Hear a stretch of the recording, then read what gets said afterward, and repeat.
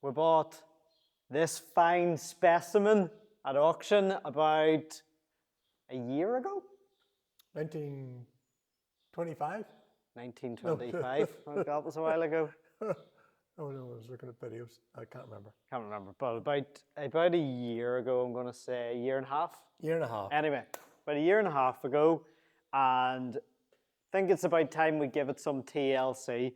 So we'll take a run round it all and show you what's wrong with it, what we fixed with it so far, and if you've any tips or any ideas of how to fix the things better, we're all ears. So when we first got it, I was very excited and took it out into the field and got it stuck because we lost drive. That's right. You had to use the boom actually to pull you forward because you just would not go. Pulled myself out of the field. And then we also had no brakes, right? So those were the two main things.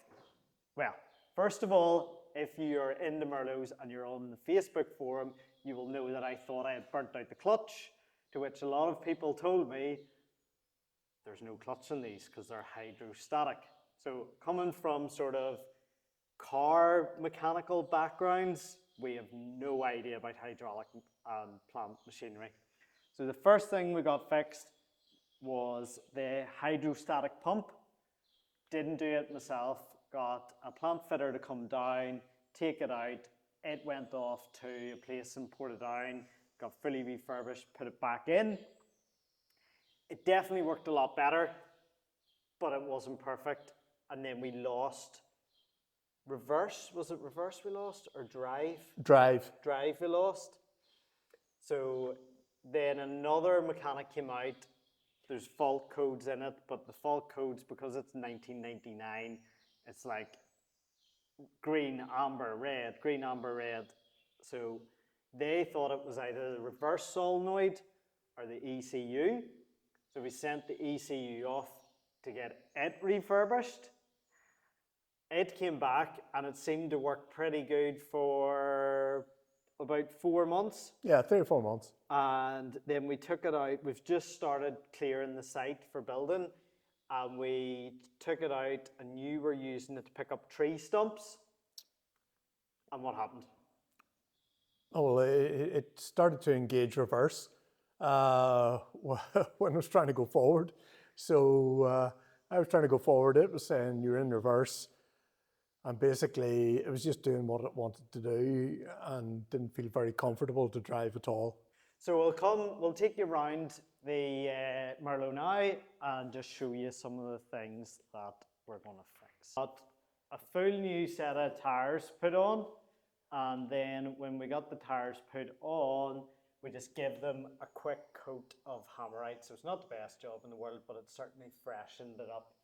The other things we have done are new headlights. So replace the old ones, the old candle burners with some LEDs. The aerial was replaced. It was all corroded. The aerial, not that we have a radio to use. That's true. Then what else? Our legs were working until last week, and they have stopped working. Now, hopefully, there was a slight leak from up in here on the boom. So we took that, I don't know if you'll be able to see it, but we took the bolt out, replaced the washer, and stopped the leak. I'm worried that that has something to do with the legs. But I doubt it because it's up there and the legs, hydraulics seem to be further back.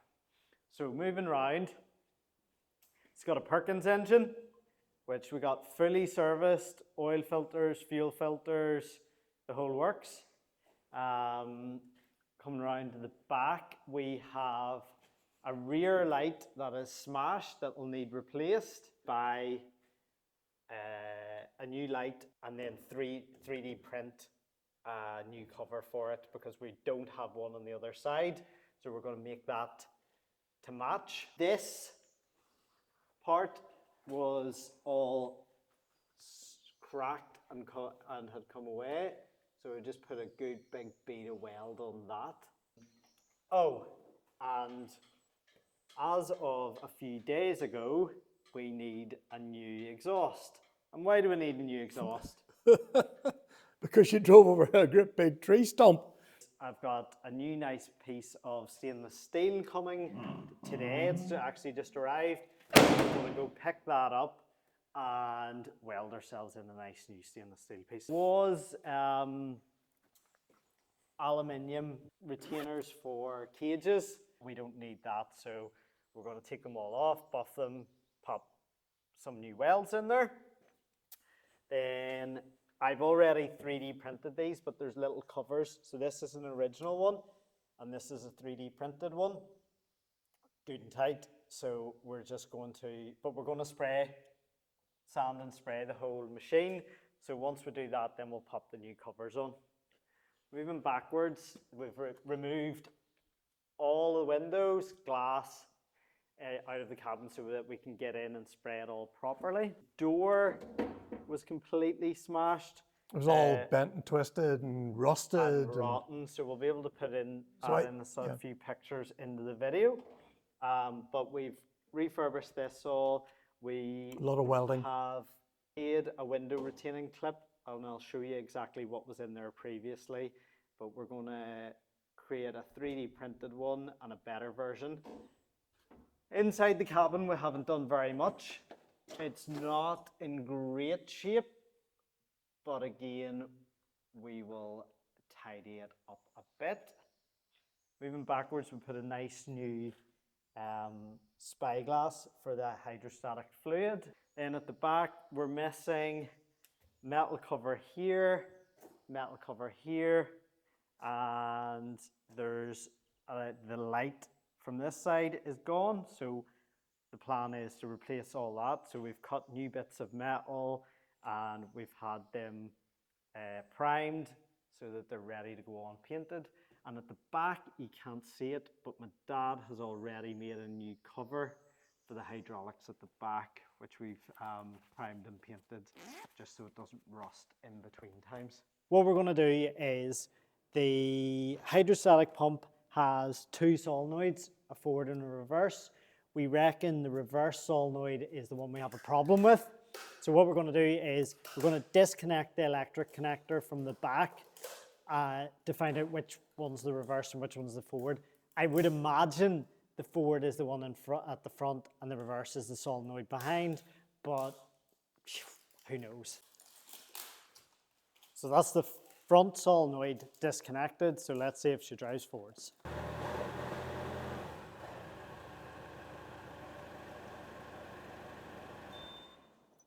Well, we don't appear to have any drive, forward or back. Let's plug this forward one back in again.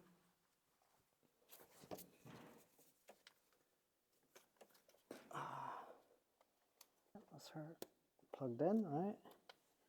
Let's disconnect the rear one. Right, that's the rear one disconnected. It was easier to get at. So the rear one is what we thought. The rear one's reverse and the forward one's forwards. So she's going forward, she's not going reverse. So we need to take out the reverse one.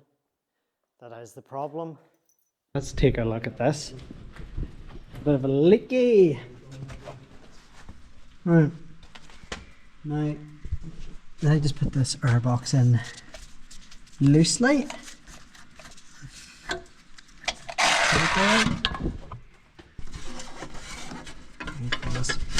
Oh, I forgot about. So okay, forgot about the sensor, but I think she's fine. There's a hard-working man, right? Would you like to see what 670 pounds worth of Merlo parts looks like? I had to buy cheaper, reduced sandwiches so that after my heart. so that we could afford these Merlo parts. We have one rubber boot, Okay, I'll have to figure out how to get that. 4 of these sockets that go into the front and Oh, rear. very good. Just firm up the whole thing at the front. Apparently Oh, so. that's great. And one Is that the thing we need? What's it called? The Solenoid. solenoid? Oh, we've also got a wee package in the bottom. I wonder what this is. Is there anything exciting in it? A lot more stuff. Hope it's a sticker. Love it. Love a sticker. Everybody loves a sticker. And it's empty. It's just packing. Must be for if we want to send it back. Let's get this solenoid fitted so we can move Merlo out and we're not covering everything in the workshop in green dust. This is the old solenoid. This is the nice new one. And it's held in by two, I think, size 6 hex heads, which are extremely hard to get to down in the back there. But that's what we're going to do, so see you in a second. So that's the wee bugger connected in. You can see the old one. Nice shiny new one, baby. So all that's really left to do is find the connector that I tucked in away, plug it in, oh yeah, and see if it works. So we're just back from picking up our new piece of stainless steel. So 2.5 inch, and we have 2 45s and a 90 bend.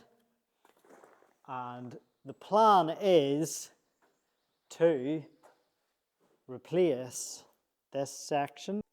So as you can see, there's a tree stump there. I think there's actually some parts of the tree stump still in it. And we're going to cut it just up there, put a join, replace it with 2 45s, remove the back box, and have a nice big bit of steel in there. Sorry, cut this exhaust off. Ooh. I think if we just cut this about here, is, you know, the saw that goes, the get this off. Hopefully it doesn't hit me in the face. Glad I had the goggles on for that one. I'm just going to cut it and put a new, because I'm not going to put that rusty one back on.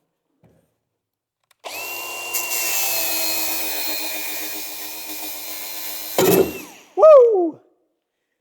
Under a wee bit of pressure.